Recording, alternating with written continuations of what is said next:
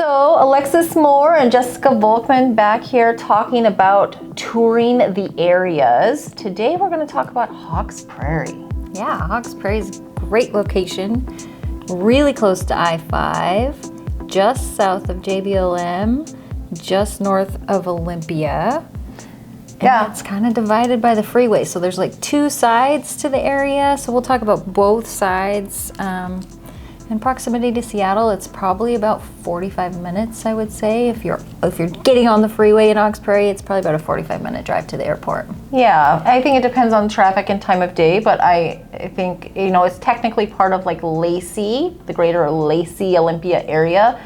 And I definitely make it there in about 45 minutes as long as there's, no one decide to wreck their car that day. But it's an easy commute up there as long as you're paying attention to what the traffic looks like. As far as restaurants go, there's lots of choices in Hawks Prairie. It's kind of like come up in the last few years, which is nice for us because we work really close to there, so we get to go have lunch at all the new spots. Yeah, I think they've really been growing that area. So I think that there were some goodies but oldies that we've kind of always gone to. And then there's new places like 23 Kitchens, which is a pickleball, and they also have really great food, and they even have cornhole and all sorts of extra stuff on top of it. So those are kind of the newer sites. So there's like the Starbucks, the Mod Pizza, the newer stuff, and then what's the place with the taco cart? That's a great place. The Port is really fun. They have an actual taco truck inside the restaurant, which everybody thinks is super cool. They have a great margarita and all kinds of good stuff, but their tacos are amazing. Yeah, I would say that's one of my favorite margarita stops. And then on the other side, you've got all the places that are kind of in the Costco, Safeway shopping strips. Yeah, so south of the freeway is where most of the shopping is as of now, but they are building out a bunch of new shopping coming soon, so it'll be on both sides here very shortly. But you're right, you mentioned the Costco is right there, there's a Safeway right there, there's a grocery outlet right there, Dollar Tree, Home Depot is right there, so all the Rite Aid and the Walgreens and all the things that you would need. There's a mud bay for the dog and pretty much everything that you could possibly want. As far as neighborhoods, I think that there's a really good mix of neighborhoods in Hawks Prairie.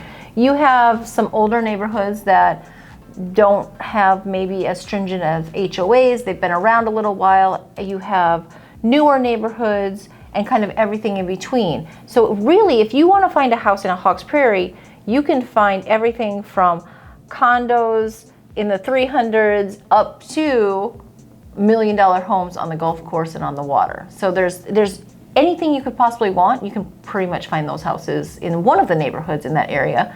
I know I have a lot of friends that live in Edgewater, and they love it because it's got great parks, lots of walking trails, but so very affordable housing. Yeah, I agree. And Meridian Campus backs right up to Edgewater. In fact, some people think they're all connected, but Meridian Campus is a master plan community that has condos, townhomes, apartments, and lots of homes, some that back a golf course, so you get kind of a higher end up to $1 million, 1.2 in that neighborhood, and all the way down to a rental unit, like a one-bedroom apartment.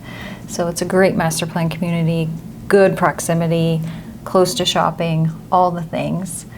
What are your other favorite neighborhoods? I have some, I love Silverhawk, but that's where your houses get a little bit more expensive. There's a gated area in Silverhawk.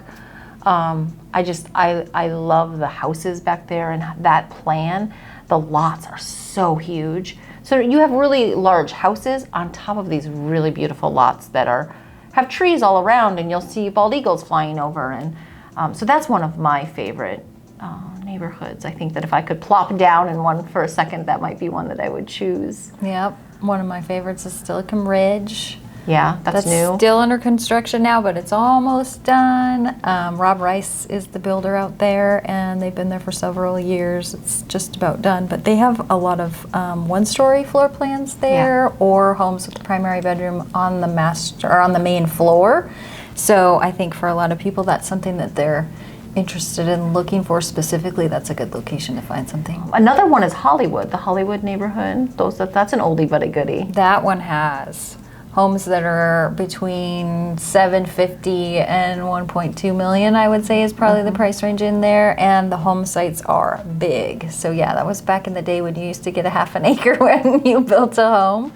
Custom homes from 1994. They're really, really cool. Lots of them have been renovated and updated, but there's quite a few that have not. So sometimes you can get a deal and then go in there and make it your own. It's a very nice neighborhood. It's very well landscaped. The whole neighborhood kind of has a whole vibe of its own when you drive into that neighborhood. Yep, there's walking trails, which are also horse trails that run through the neighborhood, which is very cool. Another really great area that I kind of love is the beach crest, because it's got that private beach. Like, that's hard to find, where you have beach access where you don't have to own the beach, right? You don't have to have your own beach waterfront. And then Jubilee. Jubilee is another favorite, but it is 55 and older. So you have to have at least one person living in the home that's 55 or older. It's all in and weaved around a golf course. So the yards are maintained by the HOA. They're pretty much ramblers, right? I think Yeah, they're all ramblers. one story. They're all 2-bedroom plus a den, or just 2 bedrooms. So they're not huge as far as house size goes, but there's just a ton of stuff to do. They're constantly holding, you know, meetings and things for people to do. They have all sorts of clubs. They have a pool, Olympic-sized pool. They have pool tables and all kinds of spaces for people to have and do fun things. I even know like a woodworking club and a reading club. So if you're into using all of the amenities, it's definitely a good place to be. So schools over in the Hawks Prairie area. So here's the thing, is it is kind of split up. The majority of Hawks Prairie are zoned to River Ridge High School and Salish on the north side.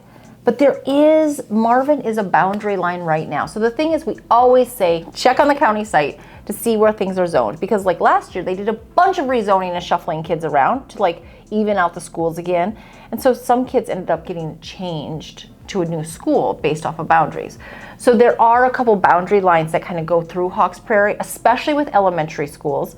But even middle and high school, Marvin is a big boundary line right now. So some kids go to Chinook Middle School and North Thurston High School, and some kids go to Salish and River Ridge. And I do think there's a possible little chunk in there that might also go to Nisqually Middle School. So you just really have to check, because Hawks Prairie kind of is one of those places that is in multiple different schools, but all in the North Thurston School District. So it's North Thurston School District. In the North Thurston School District, there's 3 major high schools. And so it's probably going to be, you're right, River Ridge, but it could be one of the other ones, small possibility if you're in that area. So that website is key. Jump in there, plug in your address for the bus routing under transportation, plug in the actual address that you're thinking about if you're thinking about buying a house, and it'll tell you which bus is picking them up and what school it's taking them to.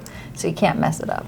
Yeah, and if you need help with that, we definitely can provide you with that link at any point in time. So as far as outdoor activities, there are so many parks in this area that are just beautiful. My absolute favorite is Tolmie State Park, which is down by the water, past Jubilee, past all those neighborhoods that we talked to. You just keep going until you can't go anymore. And there's like a little point down a little hill, and you will need a Discover Pass to be there, but it is worth it. The hiking is pretty much as easy as it gets. It's about 1 mile, 2 miles if you do both loops, and it's not too steep and not too crazy, and it's totally kid friendly. You can do all the things there without too much overexertion. It's a great park.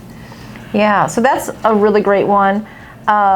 Meridian campus has a park in it that's a pretty public park. I think it's off of 31st. It's a nice park. I've stopped there with my kids. A little bit of space. It's not huge, but it's very accessible and there. And then, as we were saying, over in Edgewater, they have great trails and lots of parks, but those are like neighborhood parks. So you have a difference between like public parks and neighborhood parks.